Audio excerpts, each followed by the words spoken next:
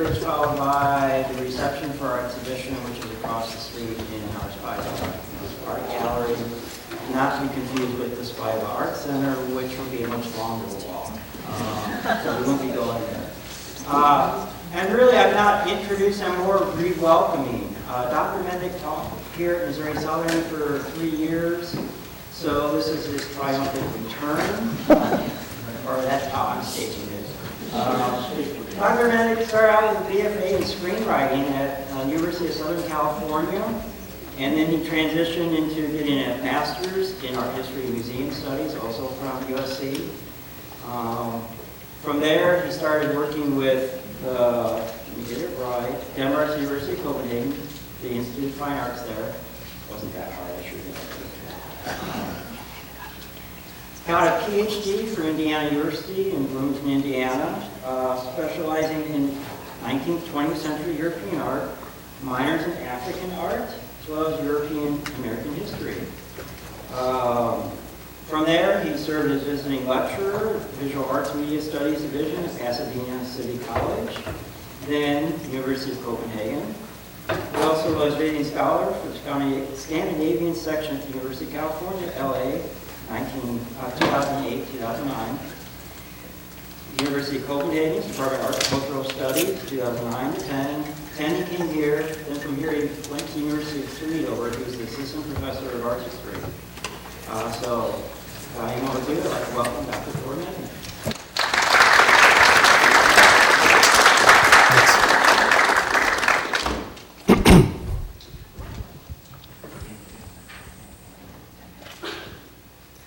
Well, first of all, thanks so much for having both of us, and I'm extremely pleased that the Munch exhibition worked out, and it's great that there is a Scandinavian semester to join it with, so I'm really, it's always lovely to be back, and I'm so pleased to be here to present some work for you. Since we're here in connection with the Munch show, and since my area of work is not so much Norwegian as it is Danish, I thought what I would do today is talk a little bit about another exhibition that is currently touring in Denmark, an exhibition on 19th century Danish, Danish landscape painting, which is called Jordforbindelse. This is the title in Danish, and is right now at the second of the 4 museums it will visit in Denmark before it closes next spring. It occurs to me that this also might fit well with what Kai's been doing around landscape this semester, so hopefully this will all sort of support the general programming. So what you see here on the left is the catalog for the show, and these are the 2 colleagues and friends of mine with whom I co-curated it. Gatru on top there and Gry at the bottom. And now the title is a little tricky to translate. Literally the word means earth connections. But the key to understanding it lies more in its figurative meaning. As with English, earth here means the earth, right? But it also means earth, the ground, the soil, right? Stuff we walk on. And so to experience a Jordforbindelse is essentially, it's essentially to be grounded, right? To have one's feet on the ground, to be down to earth, which is actually how we translated this title in the English language text in the exhibition. That title was Gry's idea. This was her idea, and it was actually a brilliant stroke on her part, because part of what we're trying to do with this exhibition is precisely to take an approach to analyzing landscape paintings that we hope is a little more straightforward and grounded than what one has typically been presented with on topics like that. Briefly, just as a little background, right? Landscape paintings have often been presented as essentially ideological statements. So referring to the rugged energy of nature, or nature as the setting for the sort of mysterious eternal cycle of life. those sorts of readings are very common, particularly with 19th century landscapes, with romantic landscapes. The late great curator Philip Conisbee once stated that from about the period of the 19th century, the northern landscape, with, quote, the northern landscape with its distinctive mountains, mists, and forests, and its attendant myths and legends, was seen to have its own identity and beauty, which fostered a growing sense of cultural specificity and differentiation, regionalism and nationalism in the countries of Northern Europe, close quote. The nationalist and national romantic inflections that Conisbee refers to there have certainly been identified, widely identified, in 19th century Danish landscape painting. And I am now casually referring to what is actually a colossal literature. I mean, there's a huge, huge amount of stuff, libraries full of stuff. We're going to look at one example just to sort of set the scene for what we're talking about here. For our purposes, the keys to the national romantic undertones in a painting like this, that is, the elements in this painting that allow people, especially Danes, to see it as a painting about the ancient Danishness of this land, of this soil, right, are the dolmen here that marks the burial ground here, and then the huge, the massive sky that stretches out above it. In basic terms, both of these elements serve to indicate the ancient presence of Danes in this territory, in this land. The burial mound, which dates from the Bronze Age, does that literally. Right? This is sort of hard evidence that Danes have occupied this territory since time immemorial. The sky as a boundless space that comes both comes from and continues to eternity sort of underscores, right, the ancientness of that reading. In a more indirect way, but nevertheless in a way that supports the inflection of the burial mound. An 1830s Dane would be in very good company interpreting this painting as evidence that Danes and Danishness have always existed here, right? In symbiosis with this land. And that is how most works of this ilk have come down to us. Now, there's nothing wrong with seeing nationalist rhetoric in works such as these. It's a perfectly valid reading here, but nationalism is an emotionally laden subject. And the sheer sort of rhetorical weight of the emotional content of nationalism, of this not just being a painting about the countryside, it's a painting about our core identity, right? That sort of weight of interpretation can often overpower other possible meanings in a painting, obscure other possible meanings that might have more concretely to do with the life being lived in the here and now, rather than with the sort of abstraction of historical identities. So our approach to the selection of works in the exhibition is to look at the ways that paintings like this might have been reflected and interacted with societal and intellectual developments that were actually taking place when they were painted, not just with history, but with the present day intellectual climate. We're particularly interested in how recent discoveries, recent at this time, right? Discoveries in the fields of geology, archaeology, geography, and agriculture might have influenced and been reflected in what landscapes were painted and how they were painted.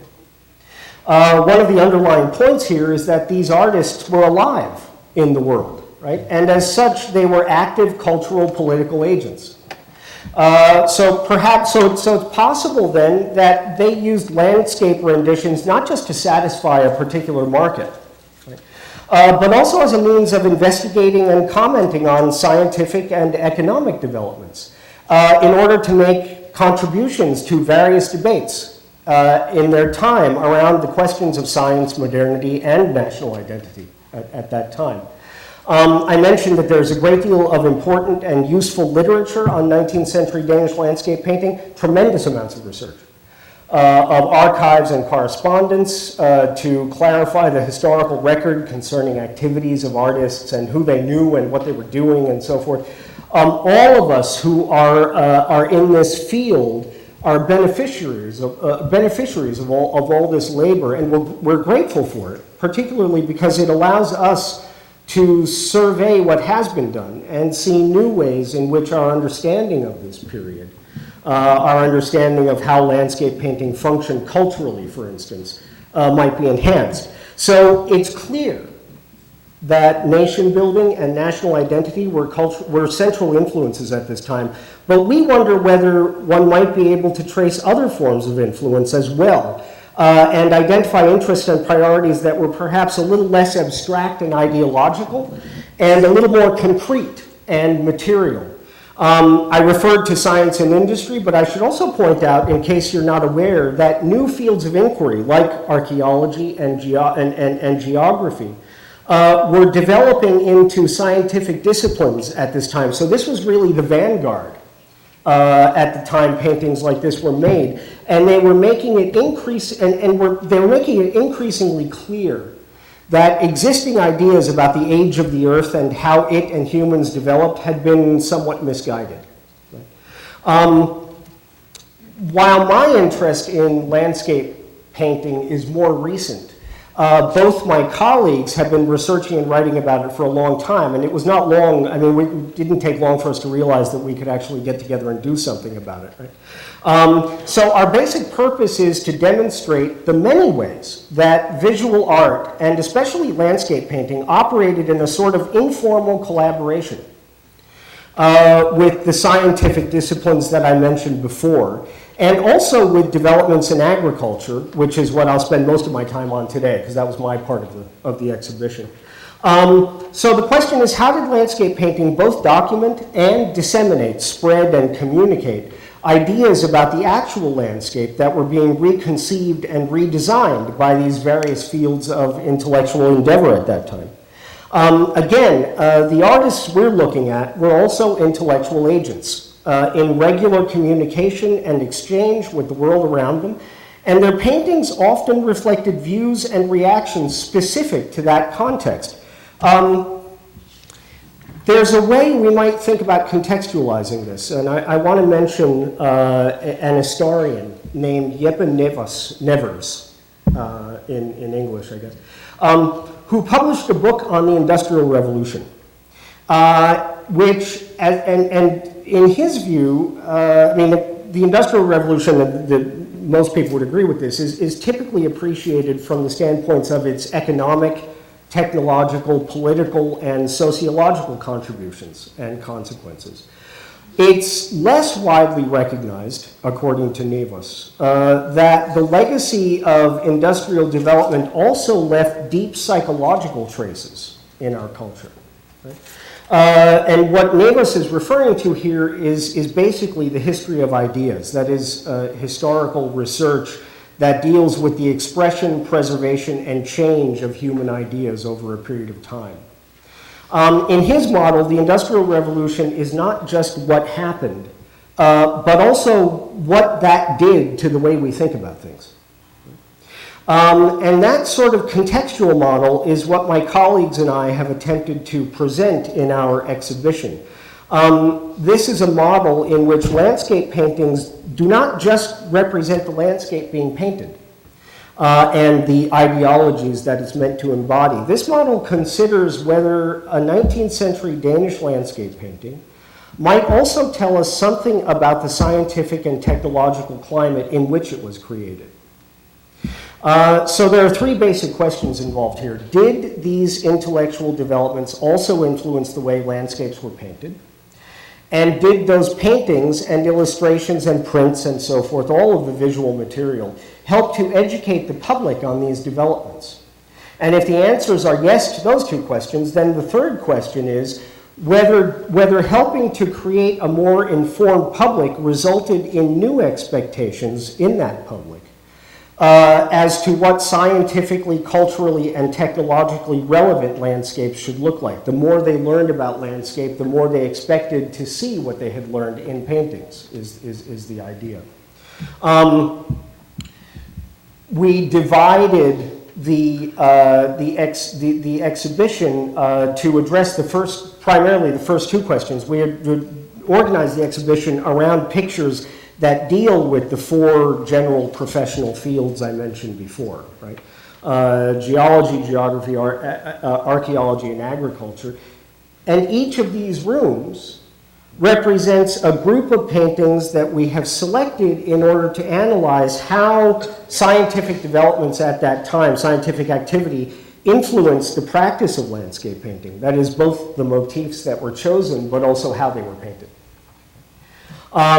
There's a room each for geology and archaeology, which were both concerned in different ways with the age and the history of the landscape. And there's a room for agriculture, my part of the exhibition, I beg your pardon, which brought with it radically new ideas about how the land should be organized according to its practical use. And there's a room for geography, which was interested, among other things, in how the Danish territory was being mapped and charted and conceived as a sort of cohesive area in two dimensions. In all of these cases, but particularly in the last case, that is regarding mapping, there's an important implication here that involves more than just the relationship between the painter and the scientific field in which he or she was interested. Many of the new ideas and practices that are reflected in these paintings not only added to the general body of knowledge, but also inspired changes in the way that knowledge was organized. In reference to works like this one, for instance, Gry Hedin, one of my colleagues, has taught us to see that the rocks here, particularly this one, are not just painted. It's always a little difficult in an electronic rendition to see the details. But if you're looking at the painting itself, it becomes very clear. They are depicted with very careful and, at this time, very unusual attention to details of striations and deposits, details that indicate how they were formed and how they aged, that indicate a specialized knowledge of geological age and information that was brand new at this time. And here, Ursula, my other colleague Gertrude, has shown how the advent of panoramic maps, right, that is maps that laid out an entire territory in two dimensions from a particular angle, not only reframed the landscape as a more sort of cohesive and continuous phenomenon in people's minds, but it also led artists to see stretches of land that they painted in a similar way from a slightly higher angle, right? With a sort of conquering cartographer's gaze, right? There's a very clear shift around this time. It's fascinating to see a very clear shift where a lot of these panoramic gazes actually go from here to here, right? As though you're looking at a map spread out over a table. So people learned about things like geology and geography, not just through reading, but importantly through seeing. An important part of our exhibition then is how it addresses the impact of this sort of nexus, right, of science, technology, and visual culture on the way people generally viewed and understood the landscape. What unifies the four main themes, those scientific areas I mentioned, of the exhibition is that they show landscape painting to be a medium for the expression of more than just academic vistas, aesthetic vistas, often in an academic style, right? But more than just the expression of aesthetic vistas or romantic ideas about the nation and its past. The landscape was also a record of lived experience and a document of an emerging form of modernity. As the pictures in our exhibition make clear, developments and innovations in the sciences and technology were allowing the Danish landscape, again, I also mean the actual physical landscape, right, to become a sort of laboratory, a testing ground for the development of Denmark as a modern nation. And I'll say more about that in a moment. The interesting thing about the landscape artists in our show is that they were all aware of these developments. Of course they were alive, so they were aware of these developments. And they allowed their renditions of landscapes partially to act as documents of these changes. A landscape painting could express ideas about a variety of topics. It could comment on the land itself as a sort of carrier of knowledge in terms of geology. It could propose cultural and political notions about both the present and the future. And so we organized 3 other rooms in the exhibition as sort of conceptual sub-themes that would support the primary themes in the show to explore these more sort of tangential meanings in the exhibition. There is, for instance, a room where we explore the literal connection between humans and the landscape they have historically inhabited. The landscapes on view here have a sort of dual resonance. He didn't have a sight problem. The actual painting is much sharper than this. I beg your pardon. The landscapes here have a sort of dual resonance that is both geohistorical, that is about the age of the land itself, and human, right? Because it's about the ways in which the humans and the landscape here nurture each other, in a sense. They reflect not only upon their own histories, but also upon that symbiotic history of their human occupation, which the land has equally nurtured and been shaped by. And that last point, that the landscape is and always has been shaped by its human occupation, is an important one for us. Because that shaping can take so many different forms, and those forms are not always congruous or harmonious or sort of the sorts of things one would expect of a traditional rendition. Another example has to do with what we refer to as the productive landscape. And this was the sub-theme for which I was primarily responsible. One of the most important developments in 19th century Denmark, one of the things that allowed it not only to survive, but actually to grow quite wealthy by the end of the century, was a series of changes in how its natural resources, and that's not just the land, but also things like waterways and forests and so forth, were used. Right? These natural resources were used in productive ways. A result of this was an increasing appreciation of the landscape as an economic resource. Now, if you look at a picture like the one on the left here, right, of the farm, there is an indirect reference to productivity, right? I mean, it's a farm, right? So there is something about using the land to grow something which you'll eat or sell or something like that, right? But you can see that 60 years later, in the painting on the right, productivity is not just implied, it's the whole point. One of the things that we trace in the exhibition generally, and especially in the productive landscape section, this section I'm talking about now, is how material changes in the land and its developing material importance, economic importance for society, came to assume a much larger profile in visual art representations of the landscape. As the land became more economically important, it also attained to a new relevance as a motif in painted renditions, right? In pictures of the landscape. So this section of the exhibition is also most closely related to the part of the exhibition for which I was primarily responsible. And for me, it really started with these 2 images. This is where the whole question began for me. And the question of how we got from this to this, approximately half a century later, right? You can see, just looking at them, that they're radically different in terms of how they approach a rendition of the landscape, right? In the one on the left, in Lundby, as in a lot of the landscapes that we have from around mid-century, there's a profound respect for age value. And what I mean by that is for the memory and the perseverance of the land. You'll notice, the beaten path and the rocks that have been there since who knows when, and the respect and a certain respect for the way the land grows on its own, the little tufts of stuff on the side and the stuff that isn't finely manicured. There's a sense of respect for the land as a phenomenon that's been there for a long time, and in certain ways you sort of leave it alone and you allow it. I mean, it's sort of like a natural shabby chic, right? I mean, there is that sort of feeling there.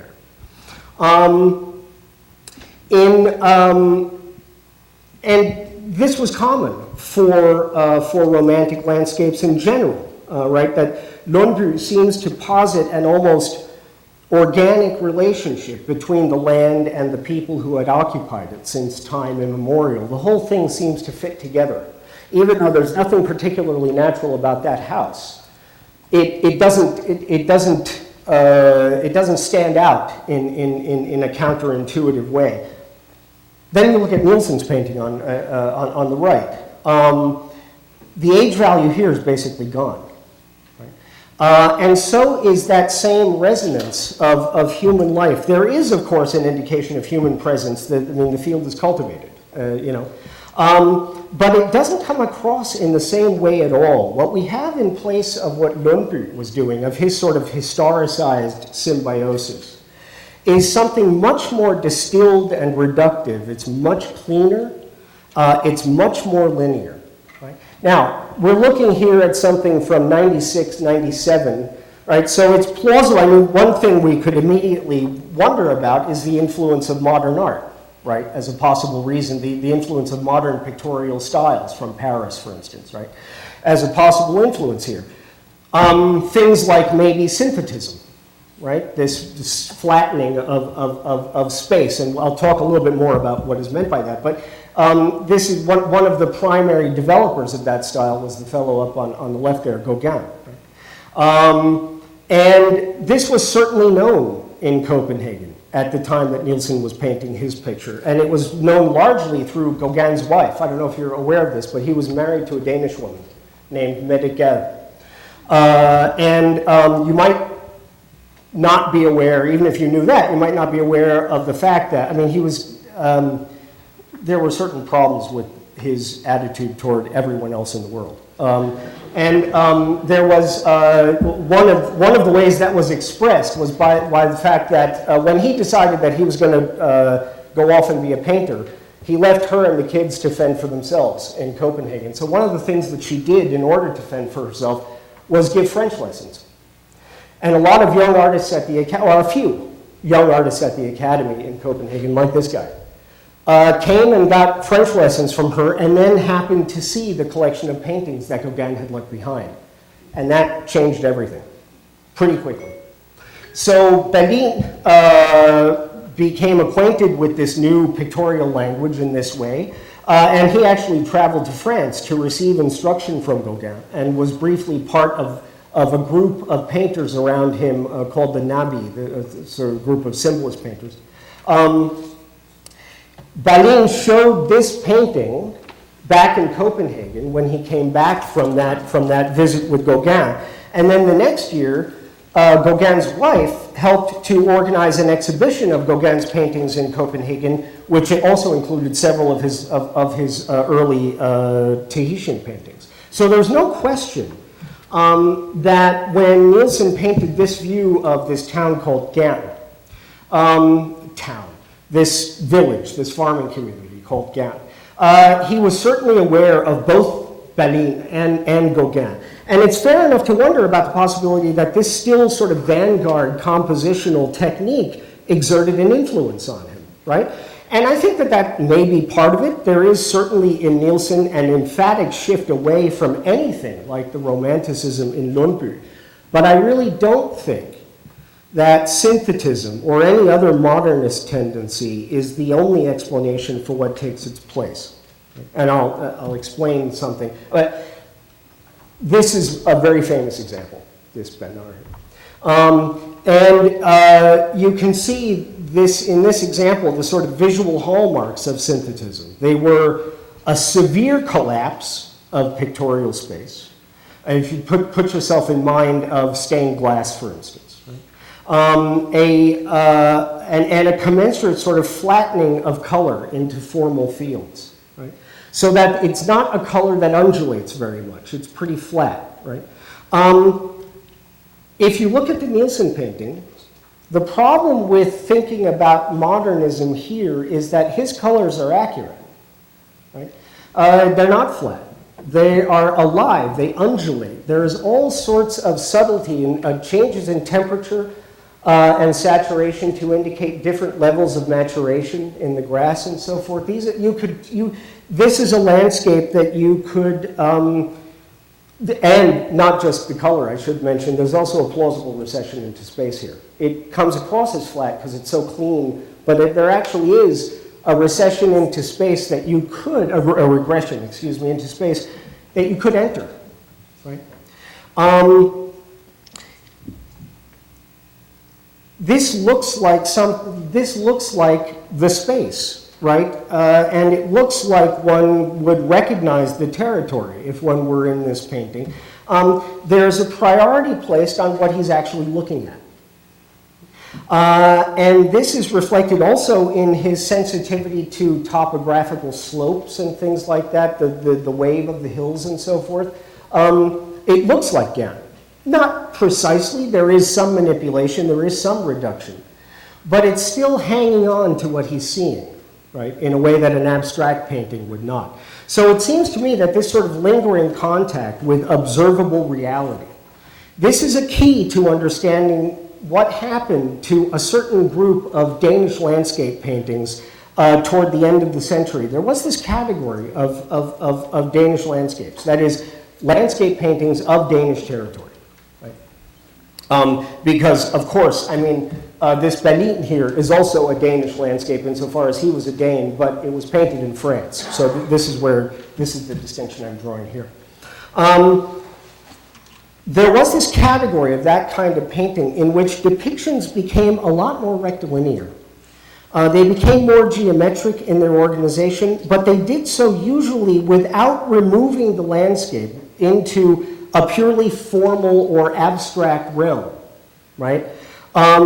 They did it while retaining a clear reference to what they were actually seeing. So what I'd like to do here is propose an explanation for this phenomenon that has less to do with principles of aesthetics and design and more to do with the technological and economic changes to which the actual physical Danish landscape was exposed in the 19th century. As I indicated earlier, one of the assumptions that has shaped our reception of Danish landscape painting from the first half of the 19th century, which is also referred to as the golden age of Danish painting, is that the visual culture it generated was significantly, if not primarily, motivated by the national romantic agenda.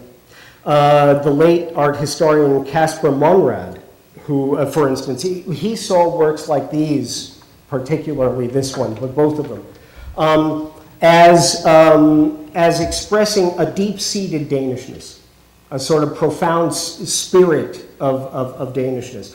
The farm view on the right is, in his view, an exemplar of Danishness in that it contains every single thing associated with a summer's day in Danish farm country. We don't have to go through the entire inventory, it's all there, right? The cow, the field of grain, the willow tree, the works, it's all there, right? There's no way to miss the point here. That's true, right?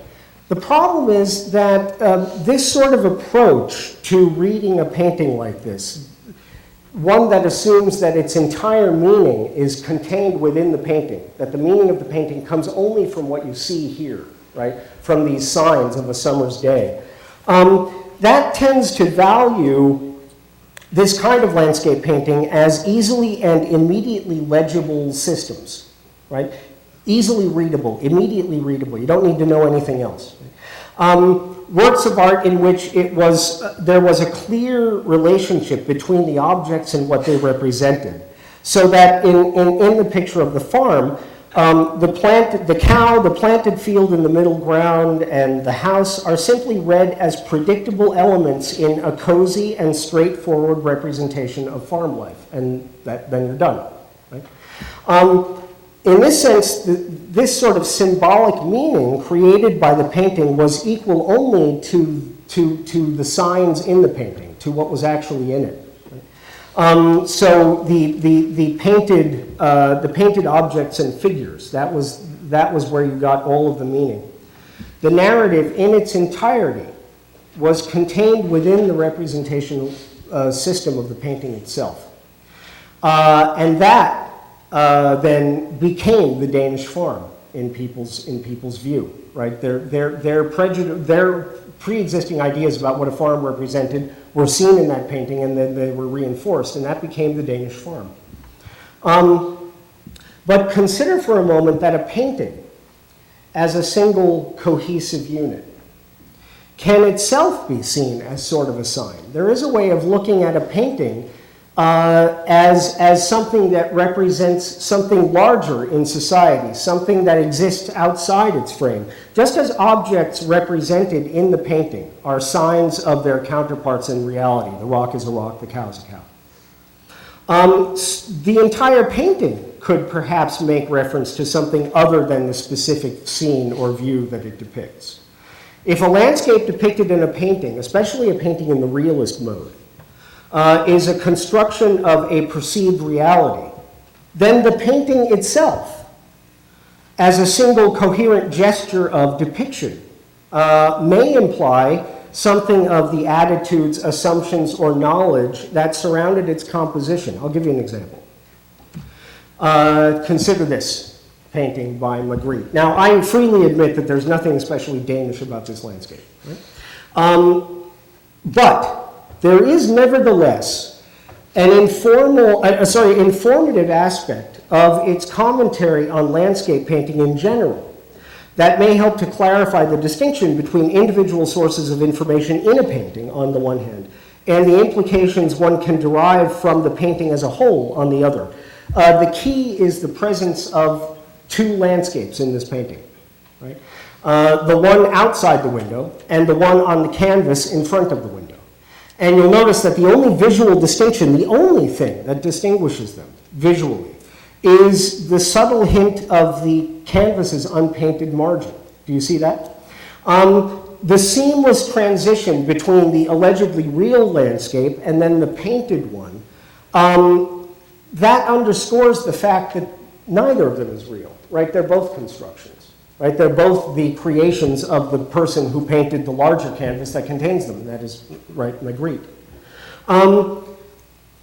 This conclusion is then further reinforced by the fact that, that the canvas within the canvas, the fact that both of these are constructed, neither of these is real, one thing that you can read from that is that, sort of the arbitrary consequence of selecting anything to paint, right? As soon as you select a view of a landscape, you are deselecting everything else around it, right? You're privileging a very specific view of a landscape. And so there is a sense in which this exposes the fact that no matter how realistic something is, it is a choice, right? And it is a construction. There's another fundamental observation suggested by this situation. If the real and the depicted landscapes are both constructions, if they are equally products of the artist's perception of what a landscape is or ought to be or how it ought to look according to how it is supposed to function, then the viewer's reception and interpretation of landscapes, both physical and imagined, are influenced by a comparable set of expectations. A viewer's reaction to a scene taken from nature is inevitably influenced by that viewer's expectations, which are derived from the viewer's memory and experience of what such a scene should entail. We agree if it agrees with our expectations. We are put off if it countermands them, right? So one of the arguments, I'm going to skip to here. One of the arguments that we make in this exhibition is that that there was this other attitude that we notice in in painted representations of agricultural landscapes. One thing that I need to stop for a moment and give you some background in order to make this make sense. In fact, we will go back to the Moon Group painting for a moment. It's very clear what's being painted here. It's very clear what's being appealed to here. But it's also clear that he was making a very careful effort in the way that Magritte selected. Right? He was making a very careful effort to avoid reference to a larger phenomenon that existed largely outside the confines of this painting. As a result of a national program of land and agricultural reforms, which started in the 1780s and continued well into the 19th century in Denmark, the Danish farm was becoming something new in the Danish consciousness. It was becoming less romantic and more economic, right, in the Danish consciousness. The rural landscape and its people had before sort of stood for the moral fortitudes of the simple working life. These land use reforms and the economic growth that was associated with them were gradually transforming the farm into something much more economically vigorous than this sort of quiet, staid, romantic view. And one of the arguments we make in the exhibition is that this other attitude toward farming could also be found in painted representations of the agricultural landscape, in paintings depicting landscapes at this time. Around the middle of the century, this other kind of farming motif began to show up in paintings that drew attention to physical changes in the landscapes that they depicted, changes that had been occasioned by the economic and technological interventions to which these territories had been subjected. It's hard to overemphasize how massive a project this land use reform was for 19th century Denmark. It took place in several stages and occasioned advances in farming practices that would make Denmark a leader in agricultural science and place its economy amongst the most robust in Europe by the turn of the 20th century. For instance, well, we don't have to go through the numbers. It was one of the fastest growing economies between 1885 and 1914. And that was extremely important for a number of reasons. First of all, because it was nice to have a good economy, right? But from a history of ideas standpoint, I mentioned that guy Nevers and what he said about the Industrial Revolution. Agricultural growth, because it was making such an economic difference to society, it was quite closely associated with the economic surge that drove Denmark's recovery, right? And growth in the later part of the century. And so Danish agriculture was revered and celebrated not only for its economic contributions, but also as an engine of national pride. It was turning into a different kind of nationalism, not a nationalism of the past, but a nationalism of the economic future. An important point from the standpoint of visual art is that this transformation was not only scientific and economic and technological, but it was importantly physical as well. The entire program of land use reform began with a comprehensive remapping of farmland itself. Huge projects of landscaping and landscape clearing and delineation and drainage, and the land was completely transformed physically. And on it was superimposed this sort of new and much more efficient system of organization. And so popular awareness of these economic developments was not just based on reports of surplus yields and good stories in the paper, but also on their lived experience. They could see it. They could see that the land was something new. And it's in these ways that the notion that I talked about with Nevers, right? This industrial psychological legacy, right? This seems apt as an analytical framework because it's plausible to assume that territorial developments, such as the ones that I just very briefly mentioned, would have an impact on visual depiction. From mid-century on, a mode of representation can be traced in Danish landscape painting in which the landscape is not simply a carrier of ideological or aesthetic priorities. The nationalism that resonates in these paintings is less romantic and much more modern. It is dependent much less on history and much more on the contemporary, on contemporaneity. And it is clearly conditioned by visual markers of the physical interventions that actually shaped the 19th century Danish landscape. This is an interesting example. There is the site of this. It's interesting because of its complete lack of interest in sort of romantic landscape ideology. It's not about, well, I'll explain. The site of this sort of backstage view of the farming industry was actually a very, very prominent estate, a very fancy and prominent Baroque estate. But it's not the stature of the location that motivates Blomstrup here. He was here as a friend of the family. There is a meticulous care in the way that he painted this. I mean, visually, perceptually, it's very, very carefully rendered, and that is a function of his academic training. It was an emphasis of the Golden Age, in Golden Age naturalism, to be very faithful to and harmonious in terms of one's depictions of nature. In works like these, and he painted a few others like this. Well, I'll explain what this is in a minute. He also painted the estate's forge on a few occasions.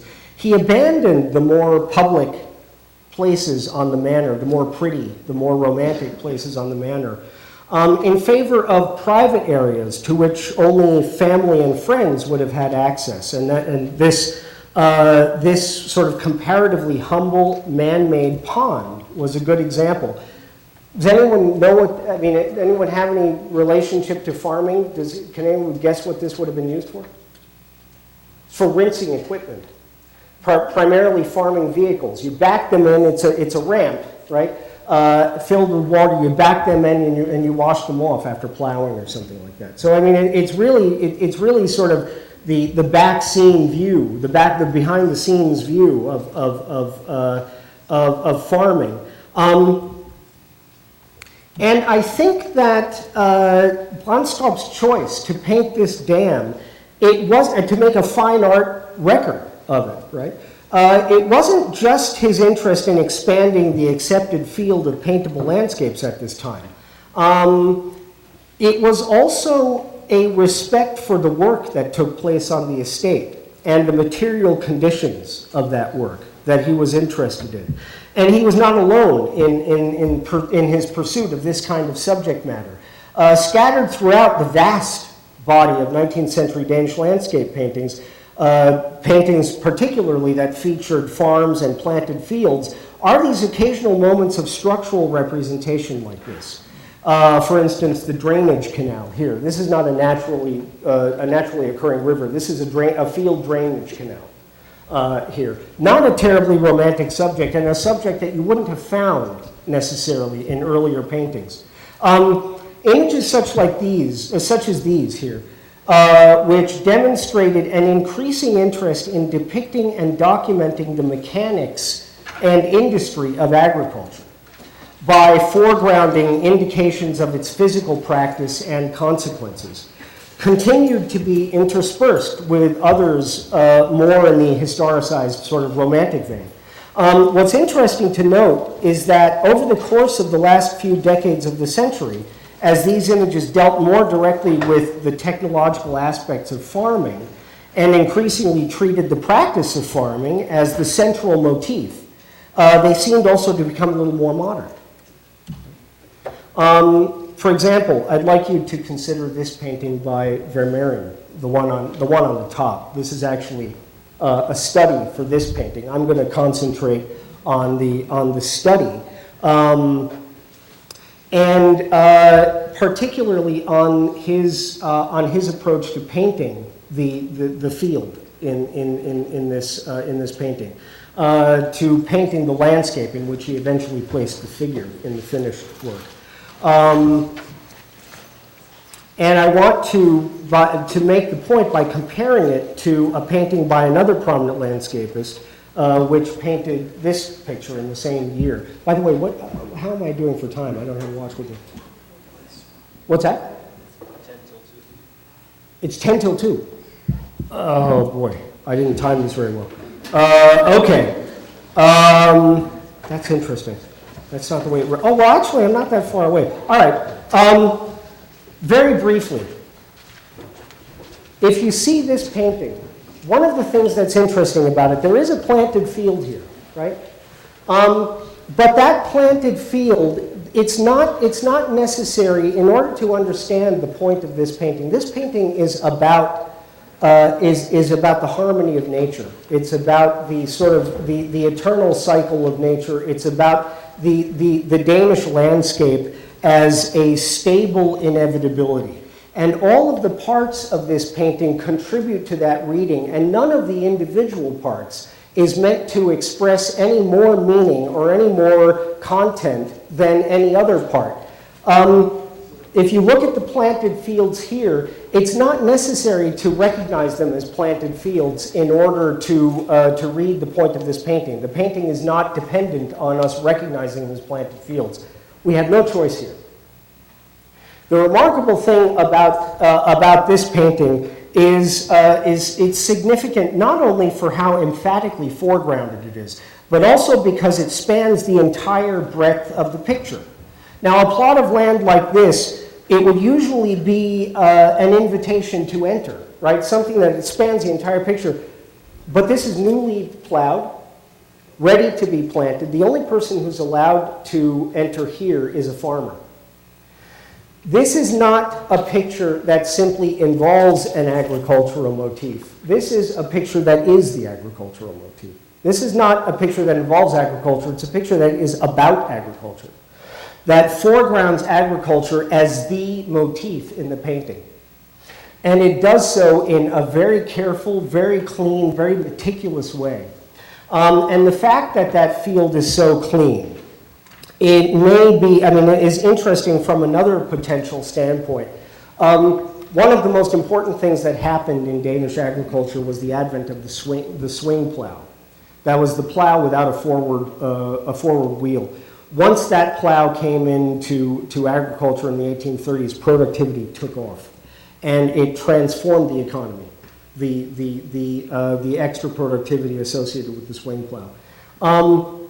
I'm not saying that this painting is about the swing plow, but what I am saying is that by 1858, a painting about an agricultural motif is interesting because it acknowledges the importance, the new importance that agriculture has attained to. We talked about audience expectation and how that related to what a painter would choose. This is a field ready to be plowed. It's not a particularly romantic image, and it's an image that is absolutely concentrates on this phenomenon. That phenomenon had attained to an extremely important resonance, right, in Danish society. I'm going to close with this. The picture of the dam and the picture of the unplanted field make no direct references to any of these economic developments. As I said, they treat the agricultural motif in a way that, nevertheless, they treat the agricultural motif in a way that prefigures the more modern approach to this subject matter that we saw in the Nielsen landscape we started with, and is also present here in this landscape by Ring. Ring's image is of a Danish landscape that celebrates agriculture as a central component of its industrious life, right? This is a vibrant, saturated, and conquered field of cultivated land, not only distinguishing itself, but actually framing everything we see beyond it. Agriculture is not an equivocal component of the natural cycle here. It's a living expression of nature's power to produce. And this altered framework is joined to a comparatively altered meaning in the landscape it supports. In Ring's painting here, agriculture is the condition through which the Danish countryside must be viewed. Ring's composition leads the viewer's gaze not to a dusky horizon of complacent quietude that we saw in that Kuhn picture we looked at very briefly, but to a sunlit valley of economic attainment. Right? This is not a present profoundly wedded to its history. This is a here and now confidently aware of its future. There is a verdant territory here that's navigated by paved roads rather than hiking trails. Roads dotted with houses as naturally as they're dotted by trees. And importantly, it's anchored on both ends by industry. You have the rising shafts of rye here, which lead the eye to the smokestacks of the factory on the Sound, right? The productivity of the modern agricultural landscape is the whole point of this. Right? And so whereas the landscape, the farming landscape in mid-century was more about the sort of primordial romantic past, the landscape of this, which is late 1890s, is much more about the orderly, lush, and industrious future. Thank you.